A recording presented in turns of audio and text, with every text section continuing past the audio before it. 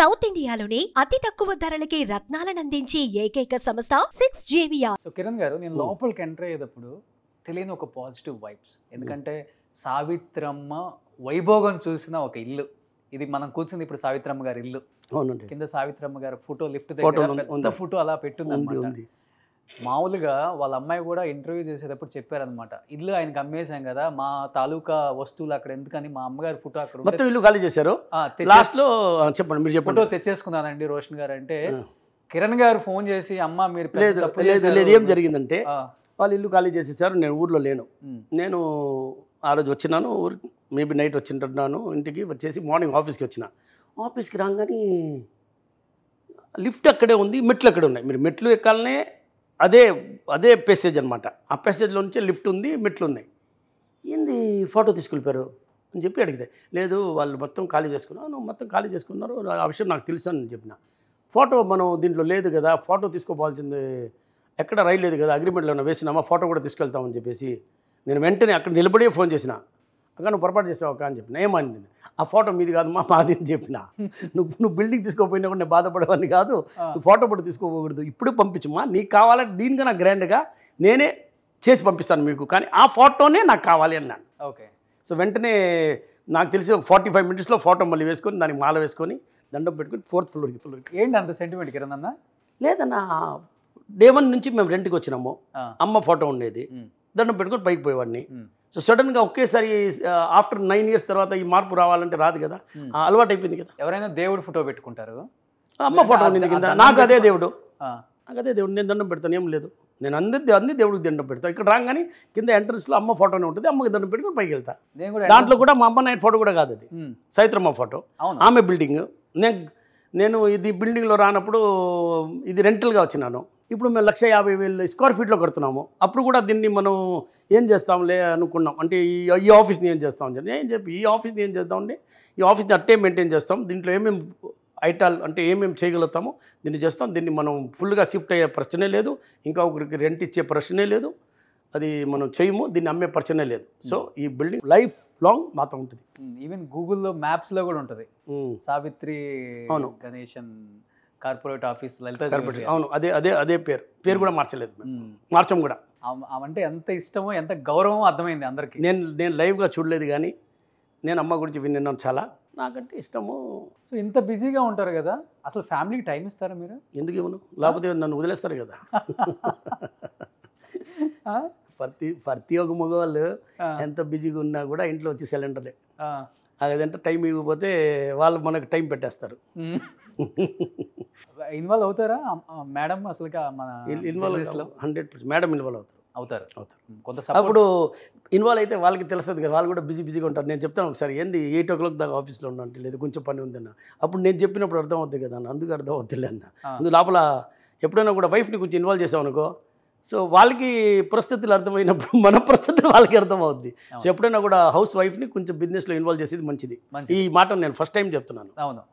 So నేను కూడా అవును, ఇన్వాల్వ్ చేస్తే మంచిది. అంటే మన ప్రాబ్లమ్స్, మన కష్టాలు వాళ్ళకి తెలిస్తే మన ఇంట్లో కొంచెం తిట్లు తక్కువ వినాల్సి వస్తుంది.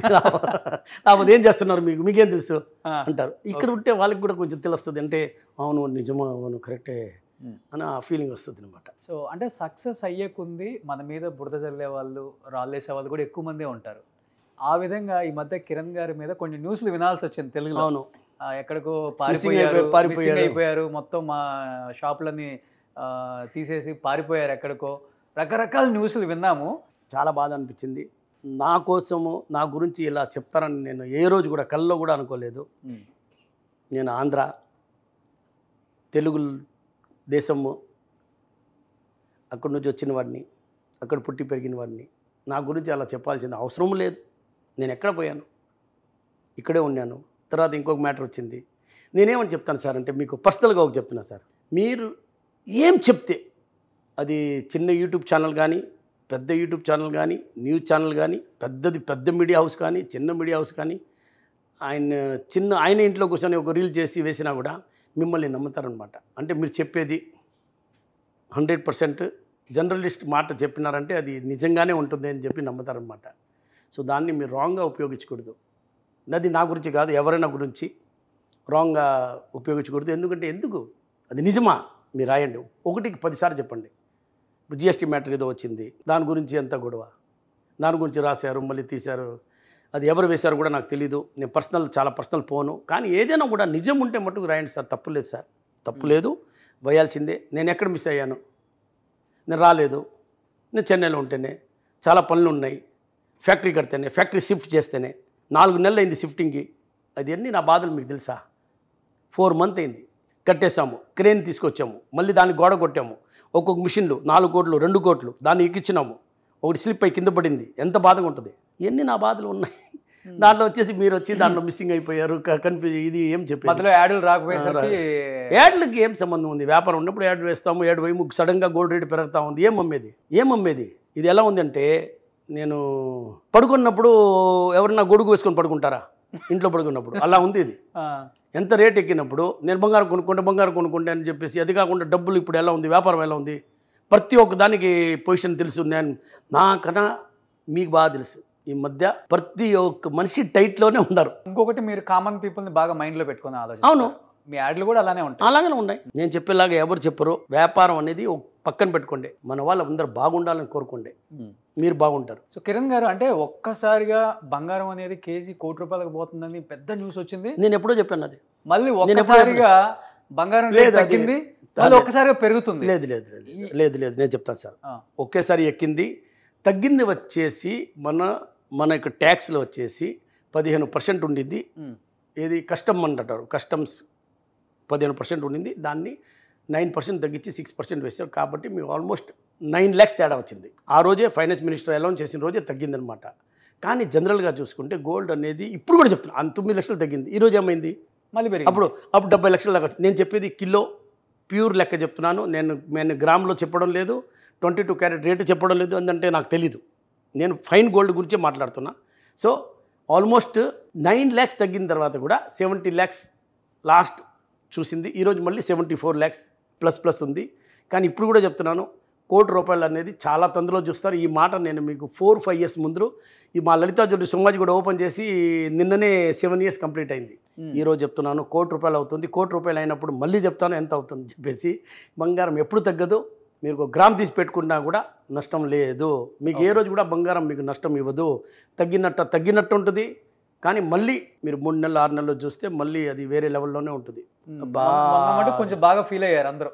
మీరు మనకి అవును ఫైనాన్స్ మినిస్టర్ అనౌన్స్ చేసినప్పుడు తగ్గినప్పుడు బాగా ఫీల్ అయ్యారు. మళ్ళీ ఇప్పుడు ఎక్కుతుంది కదా. మళ్ళీ ఏమైనా ట్యాక్స్లు పెంచేస్తే ఈరోజు అసలు ఆ ట్యాక్స్లు తగ్గించుకొని ఉంటే ఈరోజు మీకు 84 lakhs ఉండేది గోల్డ్, 84 లక్షలు ఉండేది గోల్డ్ ఈరోజు. సో ₹1 కోటి కింద 16 లక్షలు తక్కువ, అంతే, పెద్ద దూరం ఏం లేదు. ఏమైనా ఇజ్రాయిల్ ఇరాన్ వాళ్ళు ఏమైనా వేసుకున్నారంటే మనం పడుకున్నప్పుడు ఉదాహరణ లేసినప్పుడే 4 లక్షలు ఎక్కేస్తుంది. So main effect any war ఎక్కడ ప్రాబ్లం వచ్చినా కూడా గోల్డ్ మీదనే దాని ఫస్ట్ ప్రభావం చూపించేది బంగారం మీదనే. అక్కడ మిసైల్ లేసిందంటే ఇక్కడ బంగారం ఎక్కద్ది. ఓకే, దానికి ఏం లింకో నాకు తెలియదు. సో బంగారం మీద ఎప్పుడైనా ఇన్వెస్ట్మెంట్ అనేది తప్పేం కాదంటారు, చేయొచ్చు, భయపడకుండా చేయొచ్చు. ఎన్ని సంవత్సరాలు చేస్తున్నారు మీరు? మీరు తాతని అడగండి. అవును, అప్పుడు ఎంత వాళ్ళు పెళ్లి చేసినప్పుడు బంగారం ఎంత, ఈరోజు ఎంత? బంగారం ఏ రోజు తగ్గింది అనేది నాకు చెప్పండి. బంగారం ఏ రోజు తగ్గింది మటుకు నాకు చెప్పండి. బంగారం ఎప్పుడు తగ్గదు, బంగారంగానే ఉంటుంది. బంగారం ఏ రోజు కూడా ఇత్తలే అవ్వదు. ఇంతమంది బంగారం షాపులు ఉన్నాయి, రకరకాల పేర్లు చాలా ఉన్నాయి చెప్పుకుంటూ పోతే. ఎవరు చెప్పినా కానీ బంగారం గురించి లేకపోతే బంగారం కొనటం అమ్మటం గురించి కానీ పెద్దగా జనం మైండ్లో తీసుకోరు. ఒక్క కిరణ్ గారు యాడ్ వల్ల లేకపోతే ఒక కిరణ్ గారి మాటల వల్ల చాలా ప్రభావితం చూపుతుంది అన్ని రాష్ట్రాలలో జనాలలో. అంటే ఏం చెప్తారు? ఆ సక్సెస్ ఫార్ములా ఏంటి అసలు? అది నాకు తెలీదు. ఎవరు వాట్ ఈస్ సక్సెస్ ఫార్ములా అది మీరు చెప్తున్నారు, నాకు తెలీదు. నేనుగా పర్సనల్గా నాకేం తెలీదు. నేను ఉండేది వాస్తవం చెప్తున్నా. అంటే నేను చూస్తున్నాను కదా, నేను ఈ లైన్లో వచ్చి ఆల్మోస్ట్ చాలా సంవత్సరాలు అయిపోయినాయి. నేను చెప్తే మీరు క్యాల్కులేషన్ వేసేస్తారు నా ఏజ్, నేను చెప్పను. సో చాలా లాంగ్ పీరియడ్ అయిపోయింది. సో వ్యాపారం వచ్చేసి అంటే గోల్డ్ అనేది ఎప్పుడు తగ్గే ప్రశ్న లేదు, 100% ఎక్కద్ది. రాబోయే రోజుల్లో ఇంకా మీరు ఎక్కువ చూస్తారు. తగ్గినట్ట ఒక 2 lakhs 3 lakhs తగ్గద్ది. మీకు జర్క్ అది వస్తూనే ఉంటాయి. బడ్డీ తొలినప్పుడు స్పీడ్ బ్రేకర్లు వస్తాయి, కానీ రోడ్ అంతా స్పీడ్ బ్రేకర్లు ఉండవు. సో ఆ స్పీడ్ బ్రేకర్ వచ్చినప్పుడు బండి మనం స్లో చేస్తాం, మళ్ళీ ఎక్కడి నుంచి స్పీడే, మళ్ళీ రోడ్ బ్రేకర్ వస్తుంది, మళ్ళీ కొంచెం స్లో అవుతాం, మళ్ళీ పైకి, మళ్ళీ స్పీడ్గా పోతాం. అవును. సో బంగారం అనేది అలాగానే ఉంటుంది జీవితం అంతా. బంగారం తగ్గేది సమస్య లేదు. సుమన్ టీవీలో మీ పర్సనల్ అండ్ బిజినెస్ ప్రమోషన్స్ కోసం కింది నెంబర్కి కాంటాక్ట్ చేయండి.